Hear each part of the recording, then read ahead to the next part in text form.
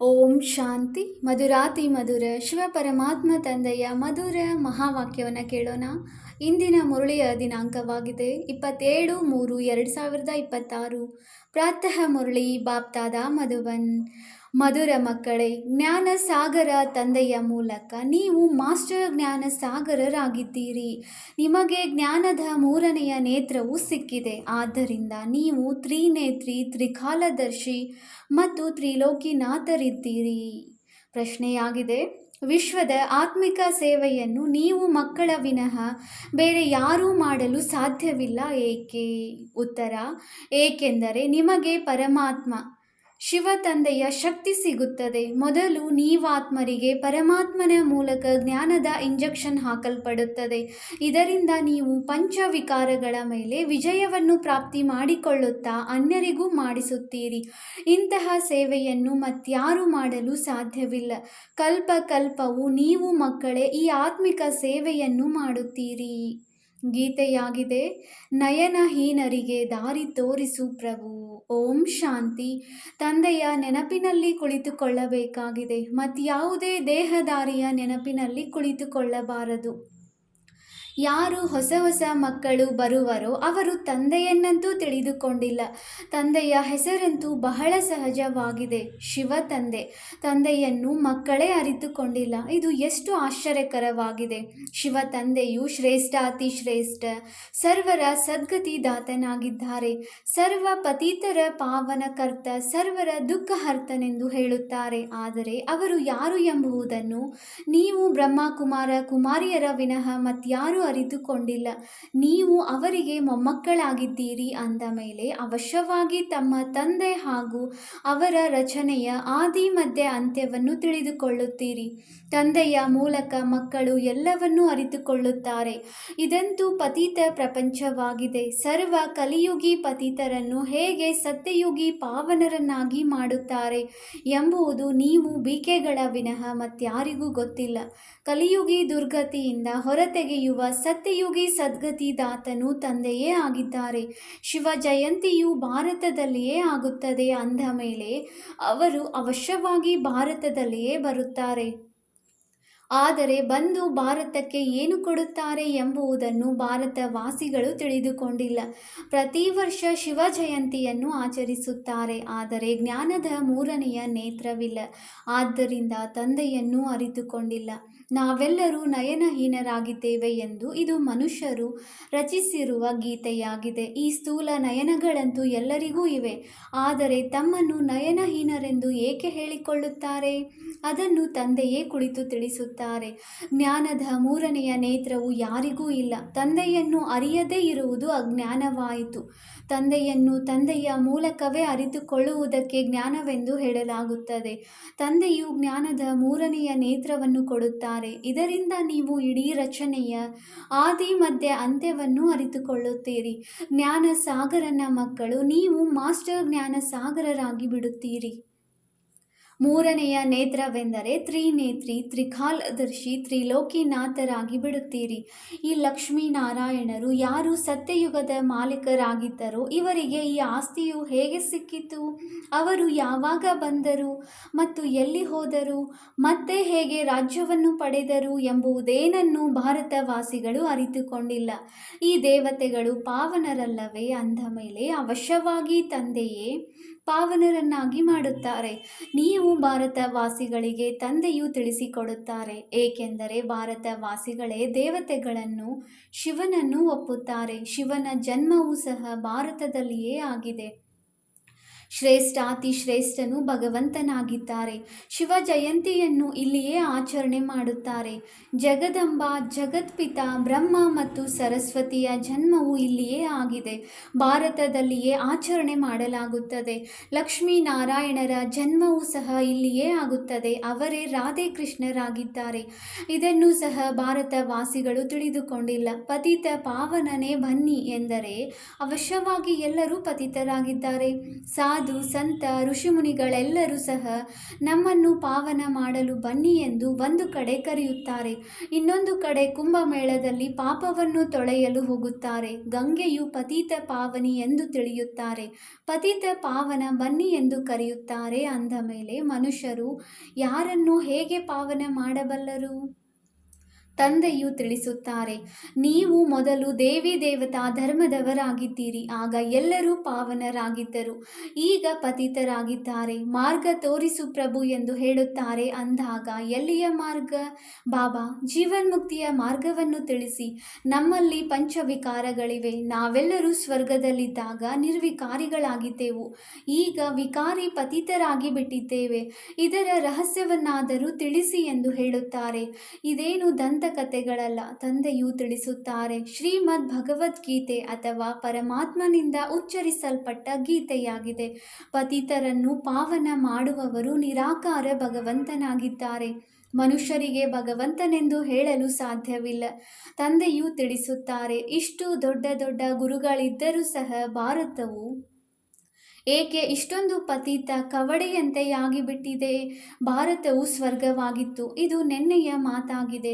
ತಂದೆಯು ಭಾರತಕ್ಕೆ ಸ್ವರ್ಗದ ಉಡುಗೊರೆಯನ್ನು ಕೊಟ್ಟಿದ್ದರು. ಭಾರತವಾಸಿ ಪತಿತರಿಗೆ ಬಂದು ರಾಜಯೋಗವನ್ನು ಕಲಿಸಿ ಪಾವನರನ್ನಾಗಿ ಮಾಡಿದ್ದರು. ಈಗ ಪುನಃ ತಂದೆಯು ಸೇವಾಧಾರಿಯಾಗಿ ಮಕ್ಕಳ ಬಳಿ ಬಂದಿದ್ದಾರೆ. ತಂದೆಯು ಆತ್ಮಿಕ ಸೇವಾಧಾರಿಯಾಗಿದ್ದಾರೆ. ಉಳಿದೆಲ್ಲ ಮನುಷ್ಯ ಮಾತ್ರರು ದೈಹಿಕ ಸೇವಾಧಾರಿಗಳಾದರು. ಸನ್ಯಾಸಿಗಳು ಸಹ ದೈಹಿಕ ಸೇವಾಧಾರಿಗಳಾಗಿದ್ದಾರೆ. ಅವರು ಪುಸ್ತಕ ಇತ್ಯಾದಿಗಳನ್ನು ಓದಿ ತಿಳಿಸುತ್ತಾರೆ. ಈಗ ತಂದೆಯು ತಿಳಿಸುತ್ತಾರೆ, ನಾನು ನಿರಾಕಾರನು ಸಾಕಾರ ಸಾಧಾರಣ ವೃದ್ಧನ ತನುವಿನಲ್ಲಿ ಪ್ರವೇಶ ಮಾಡಿ ಬಂದು ಮಕ್ಕಳಿಗೆ ತಿಳಿಸುತ್ತೇನೆ. ಹೇ ಭಾರತವಾಸಿ ಮಕ್ಕಳೇ, ನೋಡಿ, ಆತ್ಮಿಕ ತಂದೆಯು ಆತ್ಮಿಕ ಮಕ್ಕಳಿಗೆ ತಿಳಿಸುತ್ತಾರೆ, ಆತ್ಮಗಳಿಗೆ ತಿಳಿಸುತ್ತಾರೆ. ಈ ಬ್ರಹ್ಮರವರು ತಿಳಿಸುವುದಿಲ್ಲ. ಆದರೆ ನಿರಾಕಾರ ತಂದೆಯು ಈ ತನುವಿನ ಆಧಾರವನ್ನು ತೆಗೆದುಕೊಳ್ಳುತ್ತಾರೆ. ಶಿವನಿಗಂತೂ ತನ್ನ ಶರೀರವಿಲ್ಲ. ಸಾಲಿಗ್ರಾಮ ಆತ್ಮರಿಗೆ ತಮ್ಮ ತಮ್ಮದೇ ಆದ ಶರೀರವಿದೆ. ಪುನರ್ಜನ್ಮದಲ್ಲಿ ಬರುತ್ತಾ ಬರುತ್ತಾ ಪತಿತರಾಗಿ ಬಿಡುತ್ತಾರೆ. ಈಗಂತೂ ಇಡೀ ಪ್ರಪಂಚವು ಪತಿತವಾಗಿದೆ. ಯಾರೊಬ್ಬರೂ ಪಾವನರಿಲ್ಲ. ನೀವು ಸತೋ ಪ್ರಧಾನರಾಗಿದ್ದೀರಿ. ನಂತರ ತುಕ್ಕು ಹಿಡಿಯುವ ಕಾರಣ ಸತೋದಿಂದ ರಜೋ ತಮೋದಲ್ಲಿ ಬಂದಿದ್ದೀರಿ. ನೀವು ಭಾರತವಾಸಿಗಳ ಬಳಿ ಶಿವ ತಂದೆಯು ಬಂದು ಶರೀರ ಧಾರಣೆ ಮಾಡಿಕೊಳ್ಳುತ್ತಾರೆ. ಅವರಿಗೆ ಭಗೀರಥನೆಂದು ಹೇಳುತ್ತಾರೆ. ಮಂದಿರಗಳಲ್ಲಿ ಶಂಕರನ ಚಿತ್ರವನ್ನು ತೋರಿಸುತ್ತಾರೆ. ಏಕೆಂದರೆ ಅವರು ಶಿವ ಶಂಕರ ಒಂದೇ ಎಂದು ತಿಳಿದುಕೊಳ್ಳುತ್ತಾರೆ. ಅವರಿಗೆ ಇದು ಗೊತ್ತಿಲ್ಲ. ಶಿವನು ನಿರಾಕಾರನಾಗಿದ್ದಾರೆ, ಶಂಕರನಂತೂ ಆಕಾರಿಯಾಗಿದ್ದಾರೆ. ಅಂದ ಮೇಲೆ ಶಿವ ಶಂಕರ ಒಂದೇ ಎಂದು ಹೇಗೆ ಹೇಳುತ್ತಾರೆ? ಮತ್ತು ಎತ್ತಿನ ಮೇಲೆ ಯಾರು ಸವಾರಿ ಮಾಡುತ್ತಾರೆ? ಶಿವನೋ ಶಂಕರನೋ? ಸೂಕ್ಷ್ಮ ವತನದಲ್ಲಿ ಎತ್ತು ಎಲ್ಲಿಂದ ಬರುವುದು? ಶಿವನು ಮೂಲ ವತನದಲ್ಲಿರುತ್ತಾನೆ, ಶಂಕರನು ಸೂಕ್ಷ್ಮ ವತನದಲ್ಲಿರುತ್ತಾನೆ. ಮೂಲ ವತನದಲ್ಲಿ ಎಲ್ಲ ಆತ್ಮರಿರುತ್ತಾರೆ. ಸೂಕ್ಷ್ಮ ವತನದಲ್ಲಿ ಕೇವಲ ಬ್ರಹ್ಮ ವಿಷ್ಣು ಶಂಕರರು ಇರುತ್ತಾರೆ. ಅಲ್ಲಿ ಯಾವುದೇ ಪ್ರಾಣಿಗಳು ಇರುವುದಿಲ್ಲ. ತಂದೆಯು ತಿಳಿಸುತ್ತಾರೆ, ನಾನು ಸಾಧಾರಣ ವೃದ್ಧನ ತನುವಿನಲ್ಲಿ ಪ್ರವೇಶ ಮಾಡಿ ನಿಮಗೆ ತಿಳಿಸುತ್ತೇನೆ. ನೀವು ಮಕ್ಕಳು ತನ್ನ ಜನ್ಮಗಳನ್ನು ಅರಿತುಕೊಂಡಿಲ್ಲ. ಸತ್ಯಯುಗದಿಂದ ಹಿಡಿದು ನೀವು ಎಷ್ಟು ಜನ್ಮಗಳನ್ನು ತೆಗೆದುಕೊಂಡಿದ್ದೀರಿ? 84 ಜನ್ಮಗಳನ್ನು ಪಡೆದಿದ್ದೀರಿ. ಈಗ ಇದು ಅಂತಿಮ ಜನ್ಮವಾಗಿದೆ. ಯಾವ ಭಾರತವು ಅಮರಲೋಕ ಪಾವನವಾಗಿತ್ತೋ ಅದು ಈಗ ಮೃತ್ಯುಲೋಕ ಪತಿತವಾಗಿದೆ.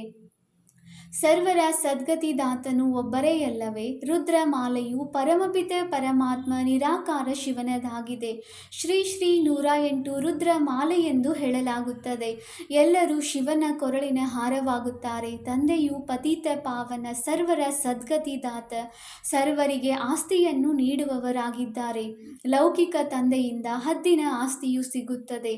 ಯಾವುದನ್ನು ಸನ್ಯಾಸಿಗಳು ಕಾಗವಿಷ್ಟ ಸಮಾನ ಸುಖವೆಂದು ತಿಳಿಯುತ್ತಾರೆ. ತಂದೆಯು ತಿಳಿಸುತ್ತಾರೆ, ಅವಶ್ಯವಾಗಿಯೂ ಈಗಿನ ನಿಮ್ಮ ಸುಖವು ಕಾಗವಿಷ್ಟ ಸಮಾನವಾಗಿದೆ. ತಂದೆಯೇ ಬಂದು ಜ್ಞಾನದಿಂದ ನೀವು ಪತಿತರನ್ನು ಪಾವನ ಅಥವಾ ಮುಳ್ಳುಗಳನ್ನು ಹೂಗಳನ್ನಾಗಿ ಮಾಡುತ್ತಾರೆ.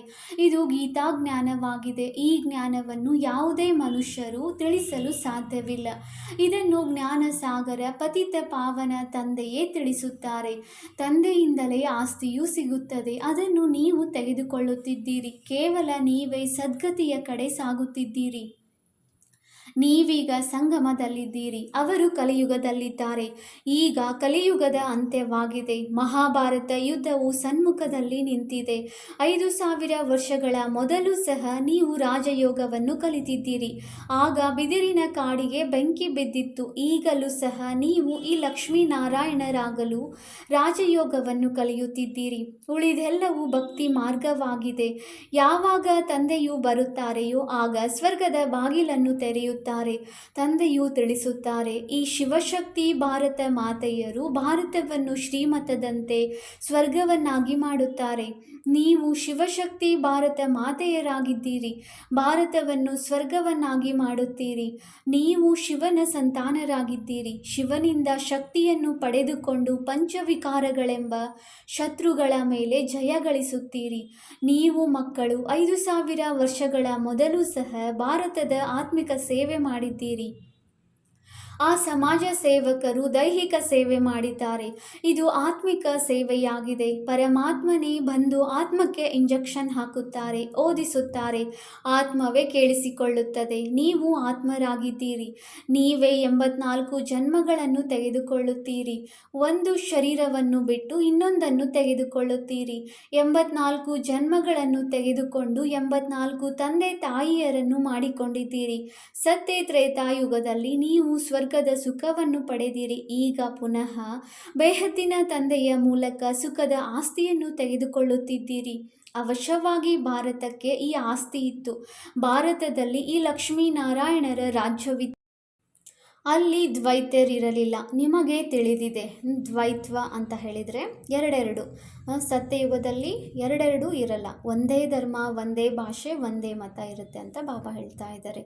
ನಿಮಗೆ ತಿಳಿದಿದೆ, ಈಗ ಈ ಹಳೆಯ ಪ್ರಪಂಚಕ್ಕೆ ಬೆಂಕಿ ಬೀಳಲಿದೆ. ನಾನು ಬಂದು ಜ್ಞಾನ ಯಜ್ಞವನ್ನು ರಚಿಸುತ್ತೇನೆ. ನೀವೆಲ್ಲರೂ ಪವಿತ್ರ ದೇವತೆಗಳಾಗುತ್ತೀರಿ. ಸಾವಿರಾರು ಮಂದಿ ದೇವತೆಗಳಾಗುವ ಪುರುಷಾರ್ಥ ಮಾಡುತ್ತಿದ್ದೀರಿ. ತಂದೆಯು ಮಕ್ಕಳ ಸದ್ಗತಿ ಮಾಡಲು ಬಂದಿದ್ದಾರೆ. ನೀವು ಮಕ್ಕಳನ್ನು ಮುಳ್ಳುಗಳಿಂದ ಹೂಗಳನ್ನಾಗಿ ಮಾಡುತ್ತಿದ್ದಾರೆ. ನಿಮಗೆ ಜ್ಞಾನದ 3ನೆಯ ನೇತ್ರವನ್ನು ಕೊಡುತ್ತಿದ್ದಾರೆ. ಇದರಿಂದ ನಿಮಗೆ ಇಡೀ ಸೃಷ್ಟಿ ನಾಟಕವನ್ನು ಮತ್ತು ಶಿವತಂದೆಯ ಪಾತ್ರವೇನೆಂಬುದನ್ನು ನೀವು ತಿಳಿದುಕೊಂಡಿದ್ದೀರಿ. ಬ್ರಹ್ಮ ಮತ್ತು ವಿಷ್ಣುವಿನ ಸಂಬಂಧವೇನೆಂಬುದನ್ನು ತಿಳಿದಿದ್ದೀರಿ. ವಿಷ್ಣುವಿನ ನಾಭಿಯಿಂದ ಬ್ರಹ್ಮ ಬಂದನೆಂದು ಅವರು ತೋರಿಸುತ್ತಾರೆ. ಅಂದರೆ ಬ್ರಹ್ಮನೇ ಹೋಗಿ ವಿಷ್ಣುವಾಗುತ್ತಾರೆ. ಬ್ರಾಹ್ಮಣರಿಂದ ದೇವತೆಗಳು, ವಿಷ್ಣುವಿನಿಂದ ಬ್ರಹ್ಮನಾಗುವುದರಲ್ಲಿ 5000 ವರ್ಷಗಳು ಹಿಡಿಸಿತು. ಇದು ನಿಮಗೆ ಜ್ಞಾನವಿದೆ. ನೀವು ಬ್ರಾಹ್ಮಣರ ನಾಭಿ ಕಮಲದಿಂದ ವಿಷ್ಣುಪುರಿಯು ಪ್ರಕಟವಾಗುತ್ತಿದೆ.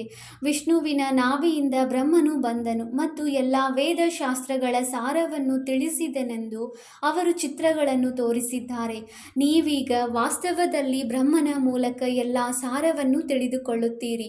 ತಂದೆಯು ತಿಳಿಸುತ್ತಾರೆ, 4 ಮುಖ್ಯ ಧರ್ಮಶಾಸ್ತ್ರಗಳಿವೆ. ಮೊದಲ ದೈವಿ ಧರ್ಮದ ಶಾಸ್ತ್ರವು ಗೀತೆಯಾಗಿದೆ. ಗೀತೆಯನ್ನು ಯಾರು ತಿಳಿಸಿದರು? ಶಿವತಂದೆ. ಜ್ಞಾನ ಸಾಗರ, ಪತಿತ ಪಾವನ, ಸುಖದ ಸಾಗರನು ಶಿವತಂದೆಯಾಗಿದ್ದಾರೆ. ಅವರೇ ಕುಳಿತು ಭಾರತವನ್ನು ಸ್ವರ್ಗವನ್ನಾಗಿ ಮಾಡಿದರು. ಕೃಷ್ಣನು ಅಲ್ಲ. ಕೃಷ್ಣನಂತೂ ನನ್ನ ಮುಖಾಂತರವೇ ಜ್ಞಾನವನ್ನು ಕೇಳಿ ಮತ್ತೆ ಕೃಷ್ಣನಾದನು ಅಂದಾಗ ಇದು ಗುಪ್ತ ಮಾತಾಯಿತಲ್ಲವೇ? ಹೊಸ ಮಕ್ಕಳು ಈ ಮಾತುಗಳನ್ನು ಅರಿತುಕೊಳ್ಳಲು ಸಾಧ್ಯವಿಲ್ಲ. ಇದಕ್ಕೆ ನರಕವೆಂದು ಹೇಳಲಾಗುತ್ತದೆ, ಅದಕ್ಕೆ ಸ್ವರ್ಗವೆಂದು ಹೇಳಲಾಗುತ್ತದೆ. ಶಿವತಂದೆಯು ಸ್ವರ್ಗದ ಸ್ಥಾಪನೆ ಮಾಡಿದರು. ಅದರಲ್ಲಿ ಈ ಲಕ್ಷ್ಮೀನಾರಾಯಣರು ರಾಜ್ಯ ಮಾಡುತ್ತಿದ್ದರು. ನೀವೀಗ ಮನುಷ್ಯರಿಂದ ದೇವತೆಗಳು ಆಗುತ್ತಿದ್ದೀರಿ. ಈ ಮೃತ್ಯುಲೋಕ ದುಃಖಧಾಮದಲ್ಲಿ ನಿಮ್ಮದು ಅಂತಿಮ ಜನ್ಮವಾಗಿದೆ. ಭಾರತವೇ ಅಮರ ಲೋಕವಾಗಿತ್ತು. ಅಲ್ಲಿ ದುಃಖದ ಹೆಸರಿರಲಿಲ್ಲ. ಭಾರತವು ಪರಿಸ್ಥಾನವಾಗಿತ್ತು. ಈಗ ಸ್ಮಶಾನವಾಗಿದೆ. ಇದು ಪುನಃ ಪರಿಸ್ಥಾನವಾಗುವುದು. ಇವೆಲ್ಲವೂ ತಿಳಿದುಕೊಳ್ಳುವ ಮಾತುಗಳಾಗಿವೆ. ಇದು ಮನುಷ್ಯನಿಂದ ದೇವತೆಯಾಗುವ ಪಾಠಶಾಲೆಯಾಗಿದೆ. ಇದು ಯಾವುದೇ ಸನ್ಯಾಸಿಗಳ ಸತ್ಸಂಗವಲ್ಲ. ಅಲ್ಲಿ ಶಾಸ್ತ್ರಗಳನ್ನು ತಿಳಿಸುತ್ತಾರೆ. ಈ ಮಾತುಗಳನ್ನು ಎಲ್ಲಿಯವರೆಗೆ 7 ದಿನಗಳ ಕೋರ್ಸ್ ಅರ್ಥ ಮಾಡಿಕೊಳ್ಳುವುದಿಲ್ಲವೋ ಅಲ್ಲಿಯವರೆಗೆ ಹೊಸಬರು ಅರಿತುಕೊಳ್ಳಲು ಸಾಧ್ಯವಿಲ್ಲ. ಈ ಸಮಯದಲ್ಲಿ ಎಲ್ಲ ಮನುಷ್ಯ ಮಾತ್ರರು ಭಕ್ತರಾಗಿದ್ದಾರೆ. ಅವರ ಆತ್ಮವು ನೆನಪು ಮಾಡುತ್ತದೆ, ಒಬ್ಬ ಪರಮಾತ್ಮ ಪ್ರಿಯತಮನಿಗೆ ಎಲ್ಲರೂ ಪ್ರಿಯತಮೆಯರಾಗಿದ್ದಾರೆ. ತಂದೆಯು ಬಂದು ಸತ್ಯ ಖಂಡವನ್ನು ಸ್ಥಾಪನೆ ಮಾಡುತ್ತಾರೆ. ಅರ್ಧ ಕಲ್ಪದ ನಂತರ ಮತ್ತೆ ರಾವಣನು ಬಂದು ಅಸತ್ಯ ಖಂಡವನ್ನಾಗಿ ಮಾಡುತ್ತಾನೆ. ಈಗ ಸಂಗಮವಾಗಿದೆ. ಇವೆಲ್ಲವೂ ತಿಳಿದುಕೊಳ್ಳುವ ಮಾತುಗಳಾಗಿವೆ. ಒಳ್ಳೆಯದು. ಮಧುರಾತಿ ಮಧುರ. ಅಗಲಿ ಹೋಗಿ ಮರಳಿ ಸಿಕ್ಕಿರುವ ಮಕ್ಕಳ ಪ್ರತಿ ಮಾತಾಪಿತ ಬಾಪ್ತಾದಾರವರ ನೆನಪು, ಪ್ರೀತಿ ಹಾಗೂ ಸುಪ್ರಭಾತ. ಆತ್ಮಿಕ ಮಕ್ಕಳಿಗೆ ಆತ್ಮಿಕ ತಂದೆಯ ನಮಸ್ತೆ. ನಾವು ಆತ್ಮಿಕ ಮಕ್ಕಳಿಂದ ಆತ್ಮಿಕ ತಂದೆಗೆ ನೆನಪು, ಪ್ರೀತಿ ಹಾಗೂ ನಮಸ್ತೆ ನಮಸ್ತೆ ನಮಸ್ತೆ. ಧಾರಣೆಗಾಗಿ ಮುಖ್ಯ ಸಾರ. Point number 1. ತಂದೆಯ ಶ್ರೀಮತದಂತೆ ಭಾರತದ ಸತ್ಯವಾದ ಆತ್ಮಿಕ ಸೇವೆ ಮಾಡಬೇಕಾಗಿದೆ. ಸರ್ವಶಕ್ತಿವಂತ ತಂದೆಯಿಂದ ಶಕ್ತಿಯನ್ನು ಪಡೆದುಕೊಂಡು ಪಂಚವಿಕಾರರೂಪಿ ಶತ್ರುಗಳ ಮೇಲೆ ವಿಜಯಗೊಳಿಸಬೇಕಾಗಿದೆ. Point number 2. ಮನುಷ್ಯರಿಂದ ದೇವತೆಗಳಾಗಲು ಖಂಡಿತ ಪವಿತ್ರರಾಗಬೇಕಾಗಿದೆ. ಜ್ಞಾನವನ್ನು ಧಾರಣೆ ಮಾಡಿಕೊಂಡು ಮುಳ್ಳುಗಳಿಂದ ಹೂಗಳಾಗಬೇಕು ಮತ್ತು ಅನ್ಯರನ್ನು ಮಾಡಬೇಕಾಗಿದೆ. ವರದಾನ. ವಿನಾಶದ ಸಮಯದ ಪರೀಕ್ಷೆಯಲ್ಲಿ ಉತ್ತೀರ್ಣರಾಗುವಂತಹ ಆಕಾರಿ ಪ್ರಕಾಶ ರೂಪಧಾರಿ ಭವ. ವಿನಾಶದ ಸಮಯದ ಪರೀಕ್ಷೆಯಲ್ಲಿ ಉತ್ತೀರ್ಣರಾಗುವ ಅಥವಾ ಸರ್ವ ಪರಿಸ್ಥಿತಿಗಳನ್ನು ಎದುರಿಸುವುದಕ್ಕಾಗಿ ಆಕಾರಿ ಪ್ರಕಾಶ ರೂಪವುಳ್ಳವರಾಗಿರಿ. ಯಾವಾಗ ನಡೆಯುತ್ತಾ ಸುತ್ತಾಡುತ್ತಾ ಲೈಟ್ ಹೌಸ್ ಆಗಿಬಿಡುತ್ತೀರಿ, ಆಗ ತಮ್ಮ ಈ ರೂಪ ಶರೀರವು ಕಾಣಿಸುವುದಿಲ್ಲ. ಹೇಗೆ ಪಾತ್ರವನ್ನು ಅಭಿನಯಿಸುವ ಸಮಯದಲ್ಲಿ ವಸ್ತ್ರವನ್ನು ಧರಿಸುತ್ತೀರಿ, ಕಾರ್ಯವು ಸಮಾಪ್ತಿ ಆಯಿತೆಂದರೆ ವಸ್ತ್ರವನ್ನು ತೆಗೆದು ಬಿಡುತ್ತೀರಿ. 1 ಸೆಕೆಂಡಿನಲ್ಲಿ ಧರಿಸುವುದು ಮತ್ತು 1 ಸೆಕೆಂಡಿನಲ್ಲಿ ಭಿನ್ನವಾಗಿ ಬಿಡುವುದು. ಯಾವಾಗ ಈ ಅಭ್ಯಾಸವಾಗುತ್ತದೆಯೋ ಆಗ ನೋಡುವವರಿಗೆ ಈ ಅನುಭವವಾಗುತ್ತದೆ. ಇವರು ಪ್ರಕಾಶ ವಸ್ತ್ರಧಾರಿಗಳು ಆಗಿದ್ದಾರೆ. ಪ್ರಕಾಶತೆಯೇ ಇವರ ಶೃಂಗಾರವಾಗಿದೆ. ಸ್ಲೋಗನ್. ಸದಾ ಒಲವು ಉತ್ಸಾಹದ ರೆಕ್ಕೆಗಳು ಜೊತೆ ಇದ್ದರೆ ಪ್ರತಿಯೊಂದು ಕಾರ್ಯದಲ್ಲಿ ಸಹಜವಾಗಿ ಸಫಲತೆಯು ಸಿಗುವುದು. ಅವ್ಯಕ್ತ ಸೂಚನೆ. ನಿಶ್ಚಯದ ಫೌಂಡೇಶನ್. ತಳಪಾಯವನ್ನು ಬಲಗೊಳಿಸಿ ಸದಾ ನಿರ್ಭಯ ಮತ್ತು ನಿಶ್ಚಿಂತರಾಗಿರಿ. ತಂದೆ ಸರ್ವಶಕ್ತಿವಂತರಾಗಿದ್ದಾರೆ ಅಂದಾಗ ಅವರ ಕೈ ಹಿಡಿದುಕೊಳ್ಳುವರು. ಬಂದರೆಂದರೆ ಬಂದರು. ಈ ನಂಬಿಕೆಯನ್ನಿಟ್ಟುಕೊಳ್ಳಿ. ಬಲೆ ಸ್ವಯಂ ಬಲಹೀನರೇ ಆಗಿರಲಿ, ಆದರೆ ಜೊತೆಗಾರರು ಶಕ್ತಿಶಾಲಿಯಾಗಿದ್ದಾರಲ್ಲವೇ, ಅದಕ್ಕೆ ಪಾರು ಆಗೇ ಆಗುವೆವು. ಸದಾ ಇಂತಹ ನಿಶ್ಚಯ ಬುದ್ಧಿ ವಿಜಯಿ ರತ್ನನಾಗಿದ್ದೇನೆ. ಇದೇ ಸ್ಮೃತಿಯಲ್ಲಿ ಇರಿ. ಕಳೆದಿದ್ದು ಕಳೆದು ಹೋಯಿತು. ಬಿಂದುವನ್ನಿಟ್ಟು ಮುಂದುವರೆಯಿರಿ. ವಿಶೇಷ ಸೂಚನೆ. ಇಂದು ಪ್ರಿಯ ಬಾಪ್ತಾದಾರವರ ಅತಿ ಪ್ರಿಯ ದೇಶ ವಿದೇಶದ ಸರ್ವ ಬ್ರಾಹ್ಮಣ ಪರಿವಾರದ ಪ್ರಿಯ ನಮ್ಮೆಲ್ಲರ ಹೃದಯದ ಮೇಲೆ ರಾಜ್ಯ ಮಾಡುವಂತಹ ಮಧುರ ದಾದಿ ಜಾನಕೀಜಿ ಅವರ ಪುಣ್ಯ ಸ್ಮೃತಿ ದಿನವಾಗಿದೆ. ದಾದೀಜಿ ಅವರು 104 ವರ್ಷದ ಆಯಸ್ಸಿನವರೆಗೂ ವಿದೇಹಿ ಅಥವಾ ಜೀವನ್ಮುಕ್ತ ಸ್ಥಿತಿಯಲ್ಲಿದ್ದು ಜ್ಞಾನದಾನದ ಜೊತೆಯಲ್ಲಿ ಗುಣಗಳ ದಾನ ಮಾಡುತ್ತಾ ಪೂರ್ಣ ಪರಿವಾರದ ಅಲೌಕಿಕ ಪಾಲನೆ ನೀಡಿದ್ದಾರೆ. ಅವರ ಸಾರ ಗರ್ಭಿತ ಅನೇಕ ಜ್ಞಾನದ ಗುಹ್ಯ ರಹಸ್ಯಗಳಿಂದ ಸಂಪನ್ನ ಕ್ಲಾಸುಗಳು ಎಲ್ಲರ ಮಾರ್ಗದರ್ಶನ ಮಾಡುತ್ತಿವೆ. ಇಂದು ಸಹ ಅವರ ಛತ್ರಛಾಯೆ ಮತ್ತು ಅವರ ಮೂಲಕ ಸಿಕ್ಕಿರುವ ಅಮೂಲ್ಯ ಶಿಕ್ಷಣಗಳು ಅನೇಕ ಬ್ರಹ್ಮಾವತ್ಸರ ಕಿವಿಗಳಲ್ಲಿ ಪ್ರತಿಧ್ವನಿಸುತ್ತಿರುತ್ತದೆ. ದಾದಿಯವರು ಸತ್ಯತೆ, ಸ್ವಚ್ಛತೆ ಮತ್ತು ಸರಳತೆಯ ಪ್ರತಿಮೂರ್ತಿಯಾಗಿದ್ದರು. ದಾದೀಜಿಯವರ ಮೂಲಕ ಸಿಕ್ಕಿರುವಂತಹ ಅನೇಕ ಅಮೂಲ್ಯ ಶಿಕ್ಷಣಗಳಲ್ಲಿ ಕೆಲವು ಶಿಕ್ಷಣಗಳನ್ನು ಬರೆಯುತ್ತಿದ್ದೇವೆ. ಎಲ್ಲರೂ ಇವುಗಳನ್ನು ಧಾರಣೆ ಮಾಡಿಕೊಳ್ಳಿರಿ. Point number 1. ತಮ್ಮ ಸೂಕ್ಷ್ಮ ಅಭಿಮಾನವನ್ನು ಪರಿಶೀಲಿಸಿ ಅದನ್ನು ಬೇಗನೆ ಸಮಾಪ್ತಿ ಮಾಡುವುದೇ ತಮ್ಮ ಮೇಲೆ ಆಶೀರ್ವಾದ ಮಾಡುವುದಾಗಿದೆ. Point number 2. ಹೆಚ್ಚು ಯೋಚಿಸುವುದು, ಮಾತನಾಡುವುದು ಮತ್ತು ಚಿಂತೆ ಮಾಡುವುದರಿಂದ ಶಕ್ತಿ ಖರ್ಚು ಆಗುತ್ತದೆ. ಸೈಲೆನ್ಸ್ನಲ್ಲಿದ್ದರೆ ಶಕ್ತಿ ಜಮಾ ಆಗುತ್ತದೆ. Point number 3. ಯಾರದ್ದೇ ತಪ್ಪು ಚಿತ್ತದಲ್ಲಿ ಇರಬಾರದು. ಚಿತ್ತ ಸ್ವಚ್ಛವಾಗಿಟ್ಟುಕೊಂಡರೆ ನೆಮ್ಮದಿಯಿಂದ ಇರಬಹುದು. Point number 4.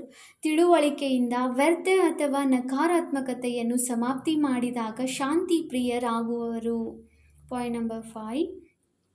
ಬಾಬಾರವರಿಂದ ಪ್ರಶಸ್ತಿ ತೆಗೆದುಕೊಳ್ಳಬೇಕೆಂದರೆ ನಿಯಮಗಳ ಮೇಲೆ ನಡೆಯಿರಿ. ಸ್ವಲ್ಪವೂ ಎಲ್ಲೂ ಮಮತೆ ಒಲವು ಇರಬಾರದು. ಪಾಯಿಂಟ್ ನಂಬರ್ 6, ಕರ್ಮ ಮತ್ತು ಸಂಬಂಧಗಳು ಗುಣಗಳ ಮೂಲಕ ತಿಳಿಯಲ್ಪಡುತ್ತವೆ. ಆದ್ದರಿಂದ ಕರ್ಮಗಳಲ್ಲಿ ಆತ್ಮೀಯತೆ ಮತ್ತು ಸಂಬಂಧದಲ್ಲಿ ಸತ್ಯತೆ ಇರಲಿ. ಪಾಯಿಂಟ್ ನಂಬರ್ 7, ನಮ್ರತೆ ಮತ್ತು ಸತ್ಯತೆಯನ್ನು ತಮ್ಮ ಜೊತೆಗಾರರನ್ನಾಗಿ ಮಾಡಿಕೊಳ್ಳಿ, ಆಗ ಪ್ರತಿಯೊಂದು ಮಾತು ಎಕ್ಯುರೇಟ್ ಆಗುವುದು. ಪಾಯಿಂಟ್ ನಂಬರ್ 8, ಪ್ರೀತಿಯನ್ನು ಕೇಳುವುದರ ಬದಲಾಗಿ ಸ್ವಮಾನದಲ್ಲಿರಿ ಮತ್ತು ಎಲ್ಲರಿಗೆ ಮಾನ್ಯತೆ ಕೊಡಿ, ಆಗ ಪ್ರೀತಿಯ ಪಾತ್ರರಾಗುವಿರಿ. ಪಾಯಿಂಟ್ ನಂಬರ್ 9, ಯಾರು ಸತ್ಯ, ಸ್ವಚ್ಛ ಮತ್ತು ಸರ್ವಿಸ್ ಮಾಡುವವರಿದ್ದಾರೆ ಅವರೇ ಪರಮಾತ್ಮ ಪ್ರೀತಿಗೆ ಪಾತ್ರರಾಗಿರಿ. ಪಾಯಿಂಟ್ ನಂಬರ್ 10, ಸೇವೆ ಮಾಡುತ್ತಾ ಡಬಲ್ ಲೈಟ್ ಆಗಿರುವುದು ಇದೇ ಎಲ್ಲದಕ್ಕಿಂತ ದೊಡ್ಡ ಸೇವೆಯಾಗಿದೆ. ಪಾಯಿಂಟ್ ನಂಬರ್ 11, ದೊಡ್ಡ ಮಾತನ್ನು ಚಿಕ್ಕದನ್ನಾಗಿ ಮಾಡುವುದು ತ್ರಿಶೂಲವೂ ಸಹ ಮುಳ್ಳಾಗುವುದು. ಚಿಂತನೆ ಸಾಧನೆಯಲ್ಲಿ ಹಸ್ತಕ್ಷೇಪ ಅಥವಾ ತೊಂದರೆ ಮಾಡುತ್ತದೆ ಮತ್ತು ಸ್ಮರಣೆ ಸಾಧನೆಯಿಂದ ಸಿದ್ಧಿ ಪ್ರಾಪ್ತಿ ಮಾಡಿಸುತ್ತದೆ. ಪಾಯಿಂಟ್ ನಂಬರ್ 13, ಖುಷಿಯ ಖಜಾನೆ ಸದಾ ಕಾಯಂ ಇಟ್ಟುಕೊಳ್ಳಬೇಕೆಂದರೆ ಸಕಾರಾತ್ಮಕತೆ ಯೋಚಿಸುವ ವಿಧಿಯನ್ನು ಕಲಿಯಿರಿ.